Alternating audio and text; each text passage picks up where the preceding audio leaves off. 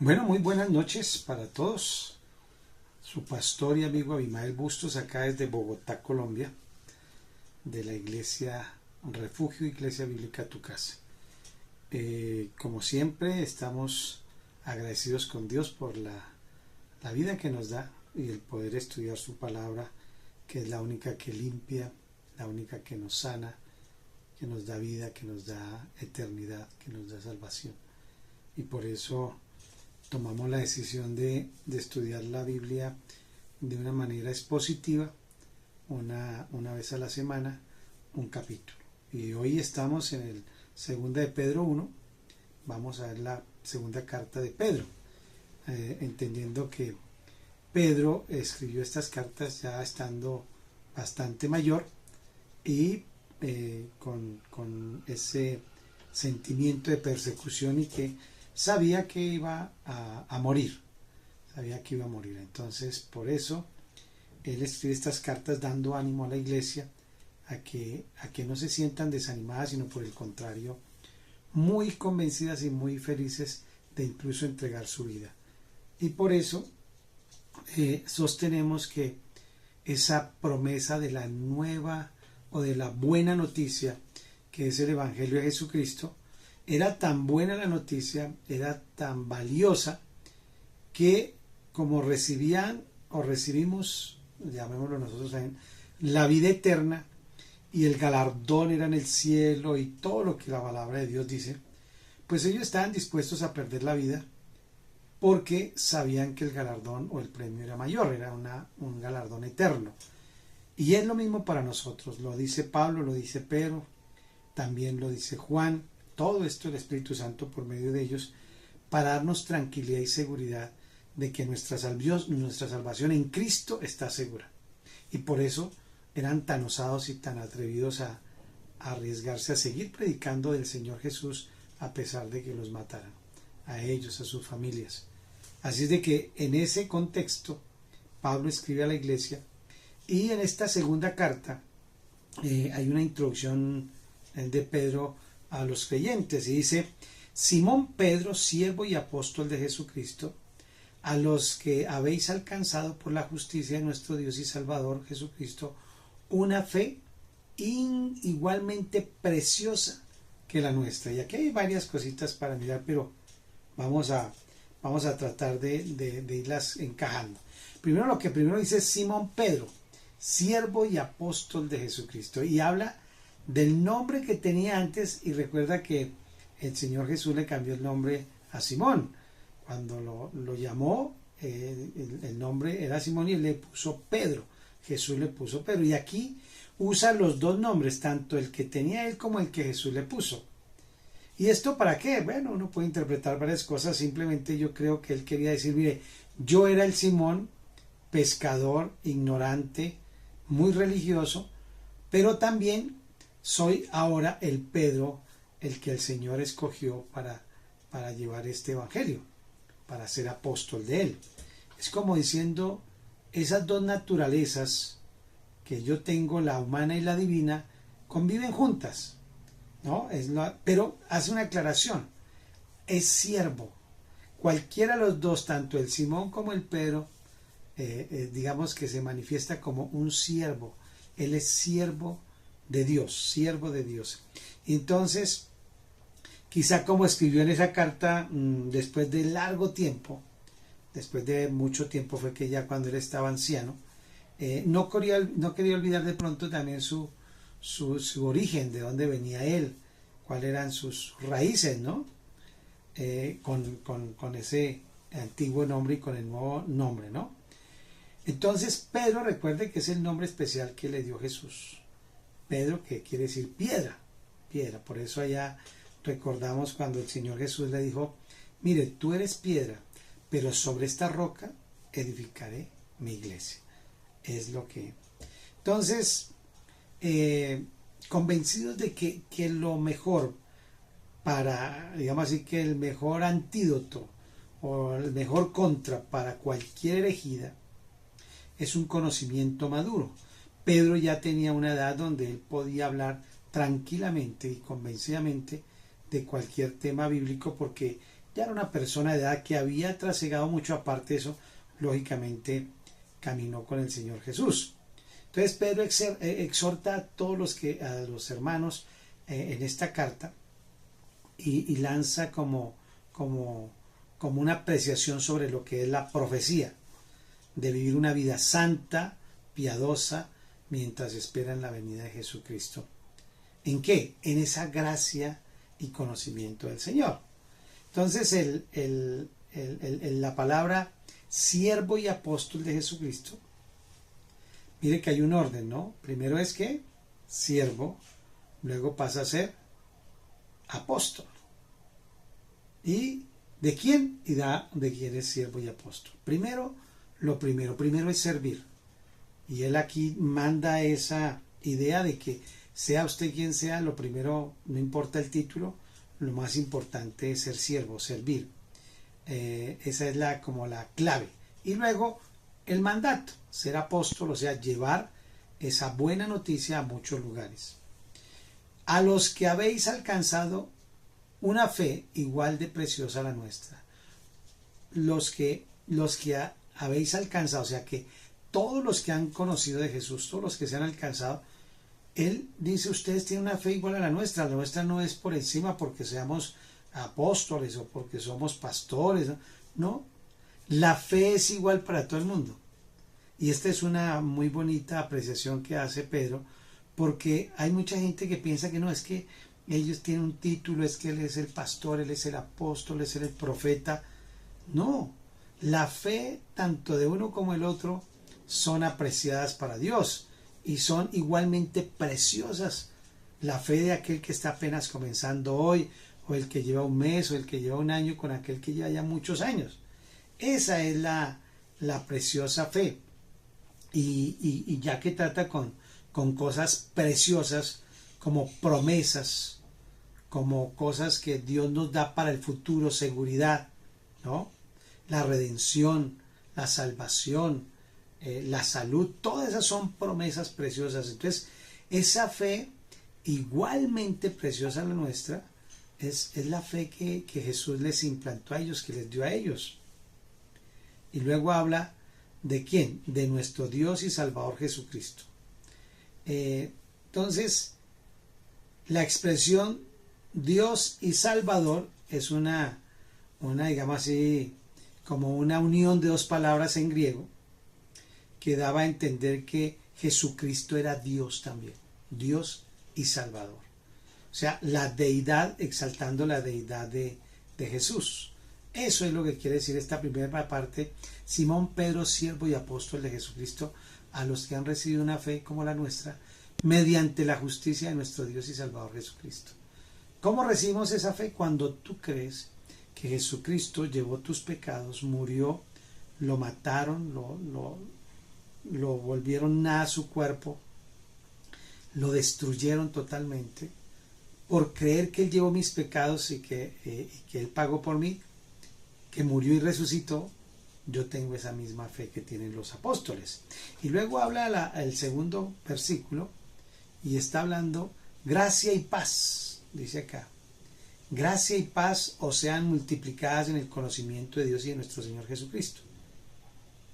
Y dice esta parte, pónganle cuidado. Como todas las cosas que pertenecen a la vida y a la piedad nos han sido dadas por ¿quién? Por su divino poder. Mediante el conocimiento de aquel que nos llamó por su gloria y excelencia, mediante las cuales nos ha dado preciosas y grandísimas promesas, para que por ellas llegamos a ser participantes de la naturaleza divina, habiendo huido de la corrupción que hay en el mundo a causa de tanta concupiscencia.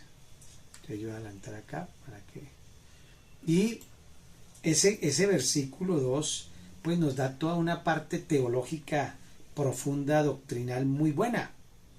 Todas las cosas que pertenecen a la vida y a la piedad, a la vida y a la fe, a la vida y al conocimiento de Dios.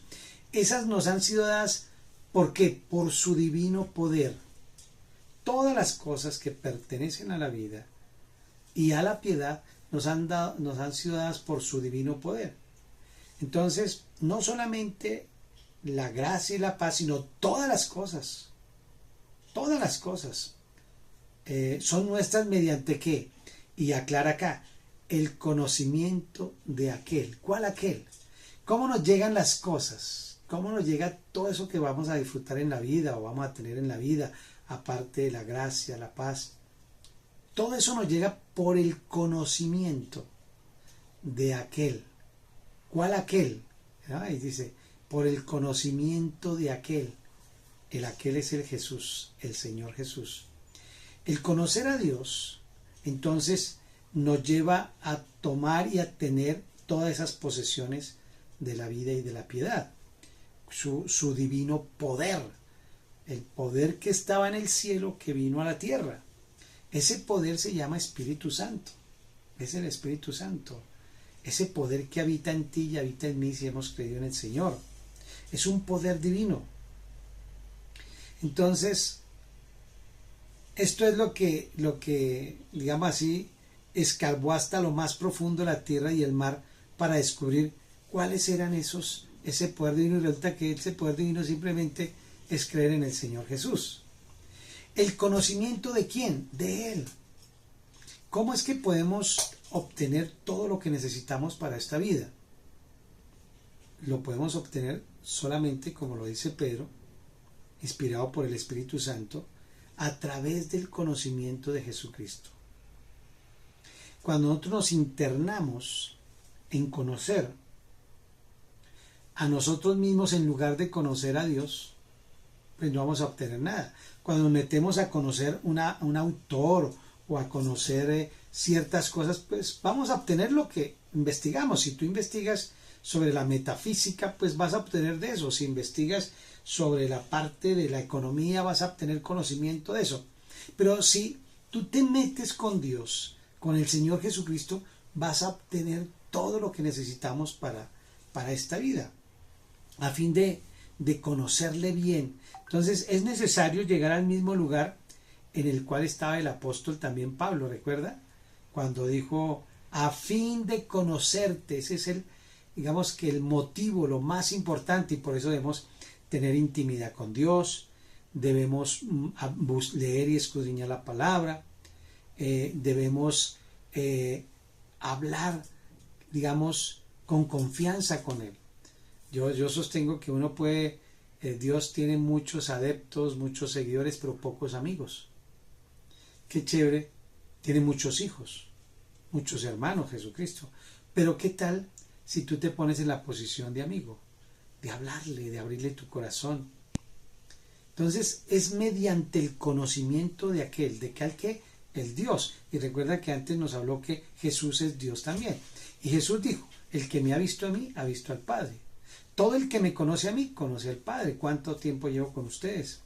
Entonces el conocimiento de aquel. Cuando aprendemos mediante Jesucristo conocer al Padre, pues vamos a obtener todo eso, porque el conocimiento no es el que nos da el poder. El querer conocer a Dios, el entenderlo, el Espíritu Santo se puede revelar mejor. El Espíritu Santo nos da esa claridad de todo, de entender. Es por eso. Entonces Dios no solamente se encuentra en la soledad o en el lugar tranquilo, no. Dios está en muchos lugares y lo podemos ver y entender, pero especialmente Él está en tu corazón, porque allí habita el Espíritu Santo de Dios. Entonces el poder hablar con el Señor. Entonces luego dice que Él nos llamó, somos llamados, ¿no? Venga para acá, venga, y armamos una selección. Él nos llamó. Cuando tú crees en el Señor Jesús por tu libre voluntad, pero ¿qué pasó antes? Pues el Evangelio, el poder del Evangelio, de alguien que oíste, de alguien que te habló, ese poder activó tu fe y esa fe te llevó a Cristo. Entonces ahora, como estás en Cristo, Él te llama, venga, trabaje conmigo. Entonces nos llamó por su gloria y excelencia, no por la nuestra, sino por su gloria y excelencia, la de Él. La gloria y la excelencia son de Jesús, ¿no? Él nos llamó a esa gloria y excelencia y nos llama hacia Él. ¿Para qué? Para que nosotros podamos degustar y tener todo lo que Él ya tiene. Entonces, por medio de esas cosas, por medio de ellas, nos ha dado preciosas y grandísimas promesas. Y cuando hay una promesa, yo siempre pienso en un niño o en mis hijos cuando yo les hacía promesas y de pronto no les podía cumplir. No, eso fue terrible porque se lo recuerdan a uno día y noche. Usted me prometió, papá, usted me dijo, usted no sé qué, bueno. Entonces, esas valiosas promesas, esas preciosísimas promesas son para ti, son para mí, son las que nos dan el motor, la fuerza para seguir en esta vida. Ese motor, esa fuerza, esas promesas maravillosas son las que nos dan el vigor, la esperanza, la fuerza, la fe para seguir adelante. No hay manera, no hay ninguna manera que se pueda hacer si no es a través de esa maravillosa gracia de Dios. Entonces, esas grandísimas promesas no son preciosas, son hermosas, porque son la vida eterna. Son que nunca perderemos la salvación estando en Él. Son que nos dará con Él juntamente los tesoros del cielo, que somos herederos y coherederos juntamente con Él, que estaremos con Él eternamente y para siempre. Y por medio de esas promesas somos participantes ¿de qué? De toda la naturaleza divina. ¿Por qué? Porque vamos a tener parte con el Señor en todo, en todas todo lo que Él es y en todo lo que Él tiene. Entonces, eso lo vamos a obtener ¿por qué? Porque hemos huido de la corrupción que hay en este mundo, que causa deseos o concupiscencia, dice acá. Entonces, Dios está por encima de la corrupción. Dios está por encima de la maldad del mundo. Dios está por encima de todo eso. A Él no lo toca, no lo molesta. A nosotros sí. Entonces, esa participación divina y esa corrupción que hay en el mundo es una lucha entre el deseo de la carne y las cosas que tenemos. Entonces uno tiene que, a causa de esa concupiscencia, a causa de esos deseos impíos del mundo, nosotros estamos siendo arrastrados, pues nos toca estar siempre en esa comunión y anhelando lo que dice Pedro. Entonces vamos a tener esas promesas, las tenemos, por eso debemos correr con gozo, con alegría. Entonces, ¿cómo vivir y cómo participar de esa naturaleza divina que ahora tenemos?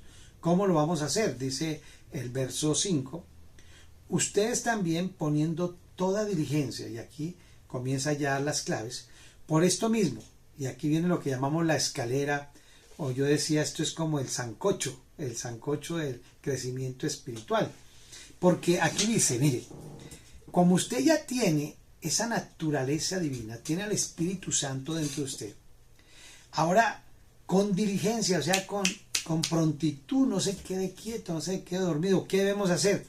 Vamos a añadir a esa fe que ya tenemos, porque fue con la que recibimos a Jesús, con la que creímos, a esa fe le vamos a agregar virtud. La palabra virtud es más o menos como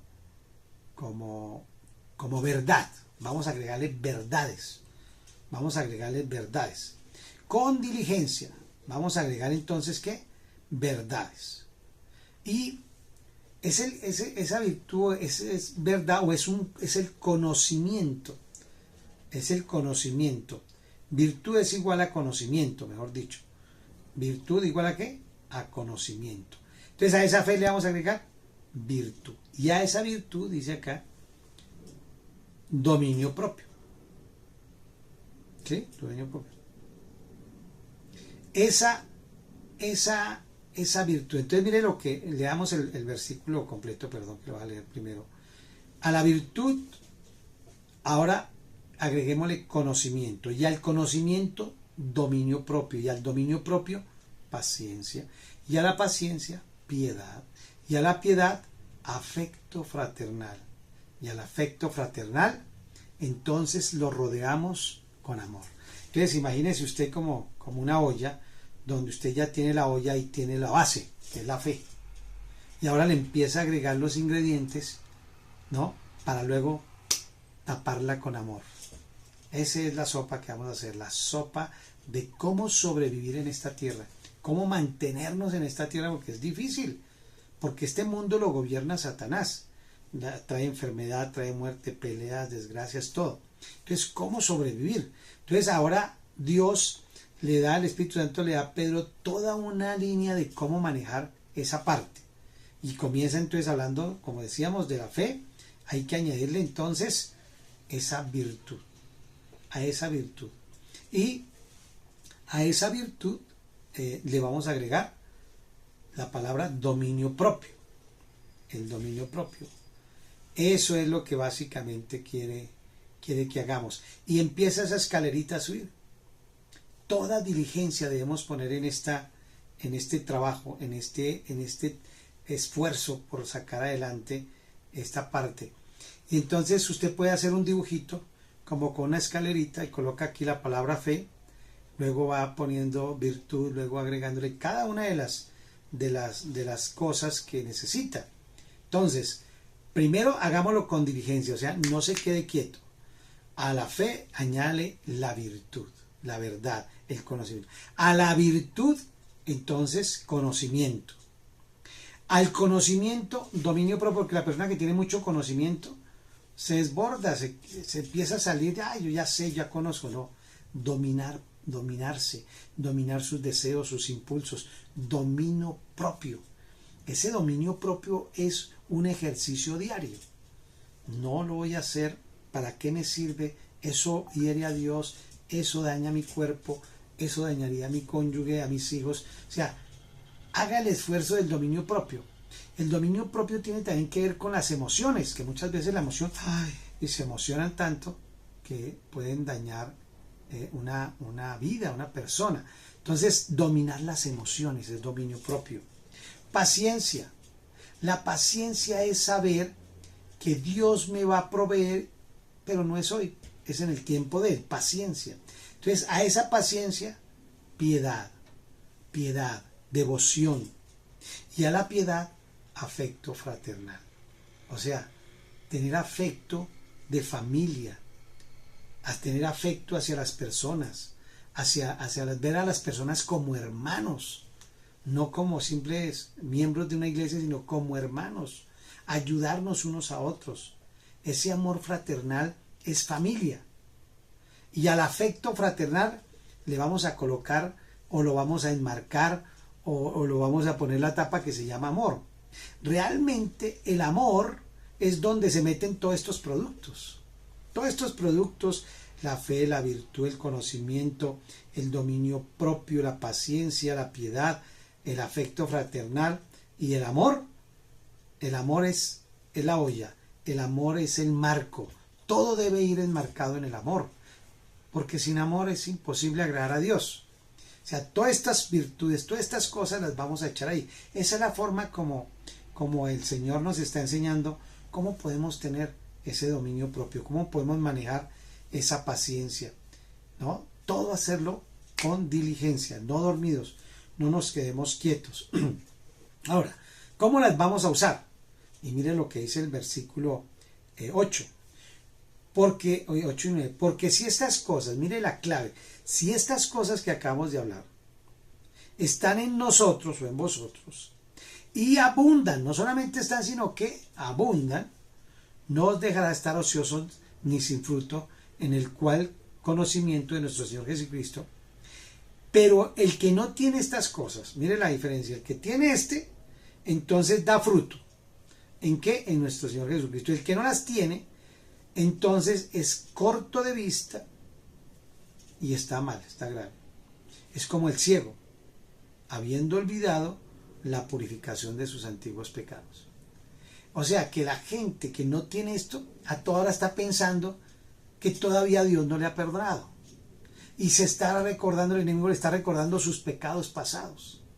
Entonces, por eso tenemos que agregar fe, conocimiento, virtud, dominio propio, amor fraternal y todo eso dentro del amor. Yo les digo que uno debe hacer todas las cosas con esto y en el amor. ¿Por qué? Porque cada vez que usted hace cosas por amor, pues siente gozo.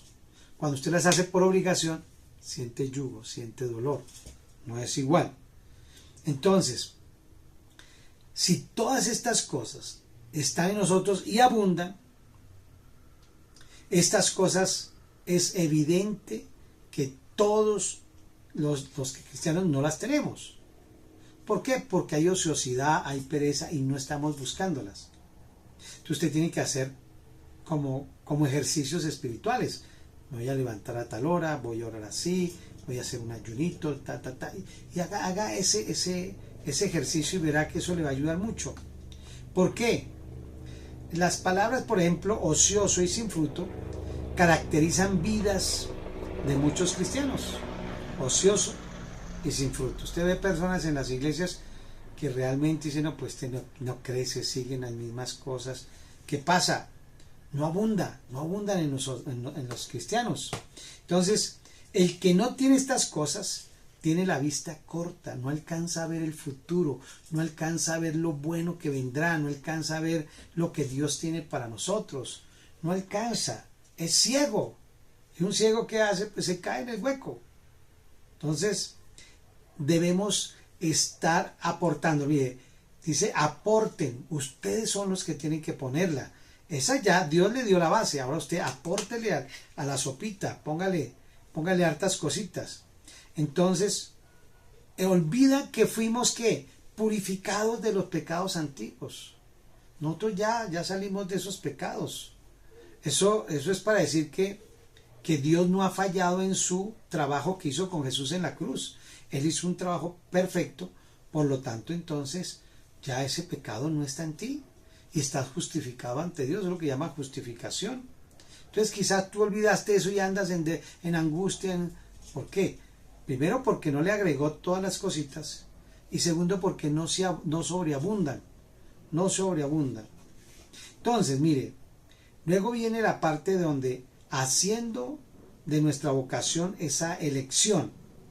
Entonces dice el 10, por lo cual, hermanos, tanto más procurad hacer firme que tu vocación, a lo que tú viniste, la elección, porque haciendo estas cosas no caeremos jamás.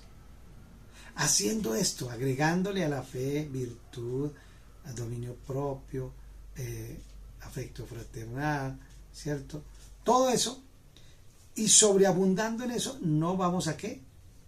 No vamos a caer jamás. Jamás caeremos. Porque de esta manera nos será otorgada amplia y generosa entrada en el reino de Dios. ¿Cómo la ve? Y de nuestro Señor y Salvador Jesucristo. Entonces, procuremos hacer firme esa vocación a la que fuimos llamados. Y haciendo estas cosas, entonces, vamos a permanecer firmes. Es lo que está diciendo Pedro. Haciendo estas cosas, no caeremos jamás. Si al buscar estas cosas, nos mantenemos sin tropiezo. Hay un crecimiento y un progreso continuo en nuestro caminar cristiano. De manera que evitamos caer en el hueco, evitamos tropezar. Por eso dice que de esta manera nos será otorgada amplia y generosa entrada en el reino de nuestro Señor Jesucristo. Entonces, Pedro recuerda acá a todos los líderes la gran recompensa que hay por la vocación, por el trabajo, por la dedicación, por esa elección que tomamos, que fue firme. Entonces, hay dos maneras para entrar por un puerto, ¿no? Con el barco, que puede entrar negando todo lo que y ataca ya, y otra manera es usted no entra en el barco, sino que entra de otras maneras. Entonces, Dios desea que nuestro entrar sea grande y abundante, que podamos tener todo, Él quiere ministrar, Pedro quiere ministrar a toda esta gente, dándole esperanza, dándole fuerza, y diciendo que todos estos regalos en Jesucristo son para nosotros. Ahora, os será otorgada, solo mire esto, dice que la entrada a ese regalo, a ese reino, será ministrada a nosotros, o sea, es sirviéndonos a nosotros. Recuerde que el Señor dice que vamos a estar allá y que nos va a servir en las bodas del Cordero, Él va a estar allá. O sea, está dando ánimo a que no importa por lo que estés pasando, no importa por lo que estés ahorita sufriendo, no importa si estás con problemas, con enfermedad, con ataques, el Señor dice que te tiene una amplia entrada y Él mismo te va a ministrar, Él mismo. Entonces, esa parte viene ahora la necesidad de ser recordados. Y Pedro dice acá, en el versículo 12, entonces Pedro explica por qué escribe todas estas cosas para los que están en todos lugares de la tierra. Entonces dice, por esto yo no dejaré de recordarles siempre estas cosas, aunque ustedes las sepan y estén confiados en la verdad presente, yo prefiero, dice Pedro, recordárselas. Por eso yo no dejaré de recordarles. No voy a dejar de recordarles. Dice, por esto. Entonces Pedro acaba de decir de las promesas de entrar en el reino de los cielos. Entonces, como hay esa promesa, ahora Pedro dice, yo no voy a dejar de recordarles ese premio para que ustedes estén animados, no importa la situación que estén viviendo. Y no voy a dejársela de recordar. A pesar de que sus lectores ya sabían la verdad, él decía, no, yo prefiero volvérselas a decir, porque su destino no está en esta tierra. Recuerde que Dios le prometió a los judíos la tierra y a la iglesia el cielo. Entonces nuestro regalo y nuestro premio está en el cielo. Entonces recuerde eso siempre, ¿no? La vida cristiana tiene un galardón mayor, no en esta tierra, sino en el cielo, Entonces, eso es lo que hace Pedro recordándoles, confirmando la verdad, confiándose, o sea, confirmando, confiando, o sea, digamos como reafirmando. Esa es una orden que dio Jesús. Recuerda que Él dice, Él nos confirmará y nos fortalecerá. El recordarnos de los básicos de la vida cristiana muchas veces es bueno para volver a tomar fuerza. A uno se le olvidan esos básicos, ¿cierto? Entonces ahora, tenemos un galardón, una entrada preciosa. Vamos a ser bendecidos. Pero como estamos en esta tierra, estamos siendo perseguidos, estamos padeciendo, entonces les doy esta clave. Agréguele a su fe virtud, y envuélvalo en el amor. De esa manera, no importa los ataques que vengan, usted va a amar a la persona, la ama y la perdona, la ama y le ayuda, entonces va a poder sobrevivir a todas estas cosas terribles que nos están pasando y que nos atacan. Entonces, la urgencia del corazón de Pedro era esa, afirmarlos, que estuvieran firmes, que estuvieran confiados, que estuvieran tranquilos, porque estaban siendo perseguidos para matarlos. Y mire lo que dice el versículo 13 y 14. Pues tengo por justo, en tanto que estoy en este cuerpo, el despertarles con amonestación, sabiendo que en breve debo abandonar el cuerpo como nuestro Señor Jesucristo me lo ha declarado. Él ya sabe que va a morir. Jesús ya le dijo que iba a morir. Y no sé si ustedes han oído algunas historias sobre Pedro, y una de ellas es que Pedro lo mataron en Roma y murió, lo iban a crucificar. Y entonces él dijo, no me crucifiquen como a mi Señor Jesucristo. Si me van a crucificar a mí, crucifíquenme boca abajo. Y lo crucificaron boca abajo. Entonces esa parte, murió boca abajo. Eso fue una muerte muy dolorosa, muy terrible, pero él quería honrar al Señor Jesús. Entonces acá, él ya sabe que va a morir. Tengo esto por justo. Es recordarle a la gente constantemente, y especialmente porque sabía que los días que le quedaban eran poquitos. En breve debo partir, debo llevarme mi tienda, ya acaba esta casita. Entonces, Pedro, digamos que considera su cuerpo como algo más que una simple casa, una tienda. Es un lugar temporal, como una carpa, o sea, voy a acampar, eso es algo, no tiene cimiento, no tiene nada, así es. La vida nuestra la debemos considerar así, porque cuando uno considera la vida de nuestro, que es muy, muy estable acá, pues entonces tiene temor a la muerte, no quiere hacer muchas cosas que le parezcan que va a peligrar su vida o lo que sea. En breve voy a abandonar este cuerpo. Y no solamente era Pedro, sino todos sabían que iban a morir. Era la orden del César, perseguirlos, matarlos. Recuerden que hablamos en capítulos anteriores que este Nerón les había echado la culpa a los cristianos de que ellos eran los que han quemado a Roma. Entonces, ¿y cómo lo supo Pedro? Porque el Señor Jesús se lo dijo. Dice ahí, el Señor me dijo que en poco tiempo voy a morir. Eso es lo que él sabía. Ahora, Pedro se prepara para ese futuro. Y eso está en el verso 15. Y dice, también yo procuré con diligencia que después de mi partida vosotros podáis en todo momento tener memoria de estas cosas. ¿Qué es lo que quiere Pedro? Yo me muero, yo me voy, pero yo quiero que esto quede en sus corazones, que esto quede en sus mentes, que ustedes lo digan a sus hijos, que lo digan al resto del mundo, que no se preocupen, que tenemos entrada amplia y grande en el cielo. Eso es, que tranquilos, sigamos predicando, así nos persigan, así nos insulten, así nos echen, así no nos den el trabajo, muchas cosas van a pasar. Entonces, dice aquí que después de mi partida, Pedro ya sabía que él iba a morir. Pedro ya sabía que él iba a morir. Entonces, esa certeza que él tiene es algo especial. Entonces dice que él procuró con diligencia. Pedro procuró con diligencia. ¿Qué? ¿Qué procuró con diligencia? Pues pasarle estos datos a esas generaciones que venían.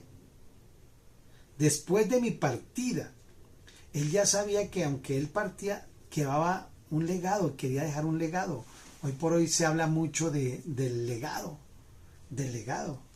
Hay que dejar legado, pero qué mejor legado que una esperanza viva. Algo que la persona pueda decir, yo voy a trabajar por eso, voy a seguir por eso. Mire, las personas pasan, los pastores, los apóstoles, lo que sea, pero las ideas, el evangelio continúa.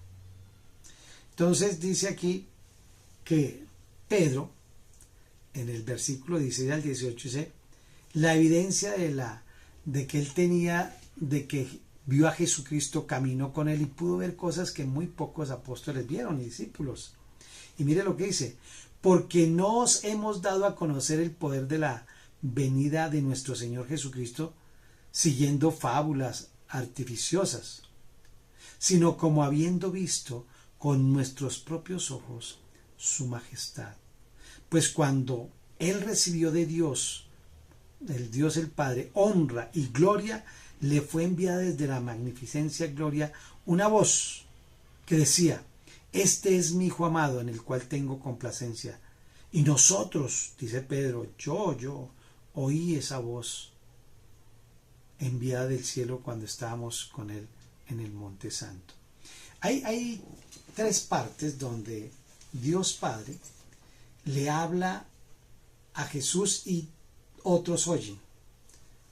Una de esas fue cuando fue bautizado, que el Señor se abrió los cielos, bajó la paloma, que era el Espíritu Santo en forma de paloma, y se oyó una voz en el cielo que dijo, este es mi Hijo amado en el cual tengo complacencia. Luego, el Señor Jesús se llevó a 3 de sus discípulos, Santiago, Juan y Pedro, y ellos vieron que del cielo se oyó una voz y estaba ahí el Señor Jesús con Elías y también estaba Moisés.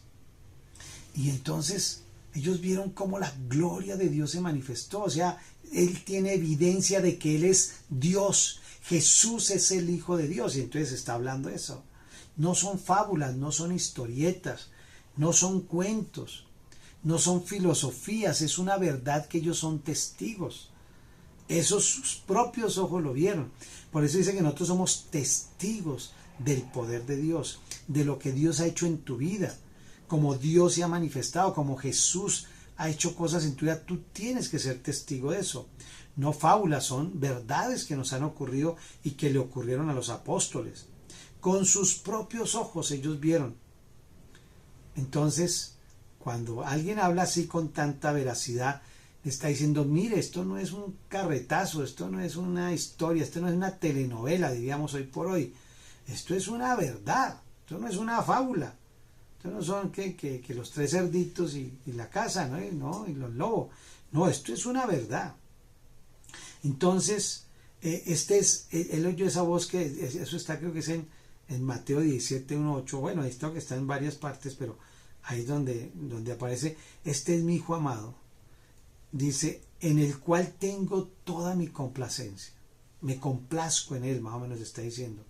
Esa fue la transfiguración. Entonces, es una evidencia que Pedro no les está hablando acá cosas que no sean reales. Y por eso, ahora él recuerda, el mismo Padre dijo, este es mi hijo amado, este es mi hijo amado. Y eso es algo bonito porque todos nosotros, si Jesús necesitó oír la voz de su Padre para decir, te amo, hijo, nosotros necesitamos oír de nuestro Padre natural también, que diga, te amo, y tú debes decirle a tus hijos, tú eres mi hijo amado, me siento complacido de ser tu Padre y de todo lo que tú haces y de todo lo que tú eres. Entonces él dice, no, yo estuve allí, nosotros oímos su voz, que fue enviada desde el cielo. Entonces, esa evidencia, esa fuerza que tiene esa palabra no es cualquiera. Por eso el Evangelio del Señor es con poder, no es una historia que mire, que hizo, que habló bonito, no. Muéstreme usted cualquiera de los héroes religiosos que haya resucitado, que haya hecho lo que hizo Jesús. Ninguno. Entonces en el versículo 19 hay una evidencia de una profecía cumplida. Y dice así Pedro, tenemos también la palabra profética, más segura, a la cual hacéis bien en estar atentos como una antorcha que alumbra en un lugar oscuro, hasta que el día esclarezca y el lucero de la mañana salga en vuestros corazones. Entonces, la imagen que él está dando de esta seguridad, de esta palabra profética segura, es que es algo que de pronto no entendemos, como cuando uno está en la oscuridad.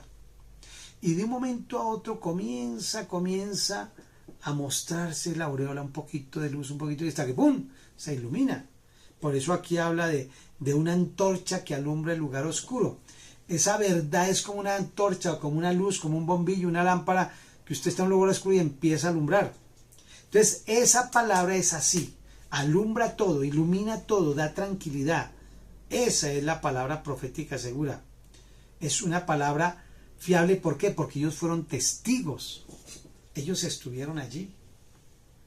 Y ahora le dice, hay al menos 332 predicciones distintas del Antiguo Testamento que se cumplieron en Jesús, aproximadamente.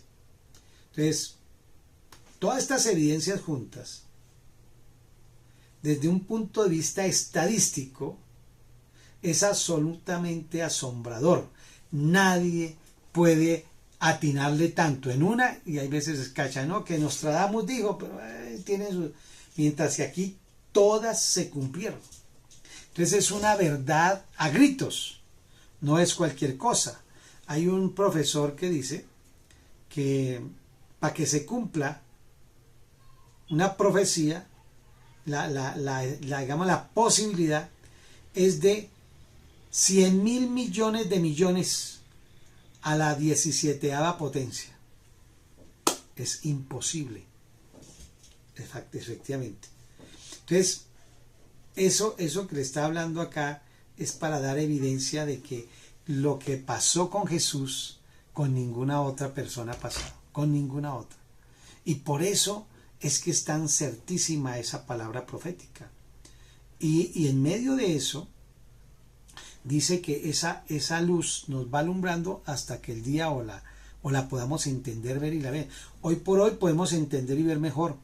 Los antiguos no, porque ellos no sabían de todo lo que está pasando ahorita en el mundo. Nosotros sí, tenemos el conocimiento, tenemos la evidencia de lo que se dijo es verdad. Entonces el versículo 20 y 21 hablan de esa garantía profética.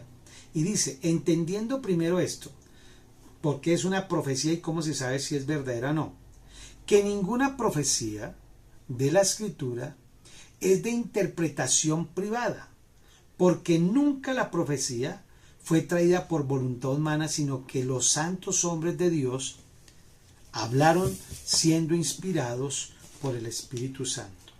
Ninguna profecía es de interpretación ¿qué? Privada. ¿Y qué quiere decir esto? Interpretación privada es que muchas personas tienen una profecía y se la dan a 3 o 4 ahí, pero no la vaya a decir hasta que se cumpla. Hay iglesias donde dicen que vamos a dar una profecía y lo llaman a uno a un ladito y le dicen, el Señor te dice, bla, bla, y va a pasar y no va a pasar, vas a comprar. Pero no digas nada hasta que se cumpla. O si no, no se cumple. Imagínense una palabra profética que si yo hablo no se cumple. Eso es una absurda mentira, es una trampa. Entonces, este versículo 20 y 21, yo quiero leer en esta versión, y dice así, Dios lo eligió como, primera de Pedro, vamos a la segunda de Pedro, aquí ahora sí, dice, sobre todo, tienen que entender que ninguna profecía de la Escritura jamás surgió de la comprensión personal de los profetas, ni por iniciativa humana, al contrario, fue el Espíritu Santo quien impuso a los profetas, se la dio a los profetas, y ellos hablaron de parte de Dios. Esta es otra versión que está hablando. Aquí esta versión dice, perdón, le voy a leer el 19, aquí a ver cómo nos dice el 19, y habla más o menos lo mismo, o sea, las profecías, porque usted va a oír mucho sobre profecías, que me dieron una profecía, que si eso será verdad o no, que si se cumple o no. Entonces, toda profecía, yo creo en la profecía, pero la profecía más firme, como dice Pedro, es la profecía escrita, es la que está escrita, es la mejor profecía. Entonces dice esto, ninguna profecía de la Escritura es interpretación privada, ninguna. Nunca la profecía fue traída por voluntad humana, nunca. Es erróneo y malo el distorsionar la profecía a nuestro significado, a nuestra propia interpretación. Eso es pecado y es peligroso. Entonces, lejos de inventar o de adivinar, lo que uno tiene que hablar es lo que Dios le habló, que está escrito. Eso es lo mejor. No podemos entrar en eso. Siendo inspirados ¿por quién? Por el Espíritu Santo. De acuerdo con esto, el Espíritu Santo es el que inspiró toda la Biblia y la palabra es de Él.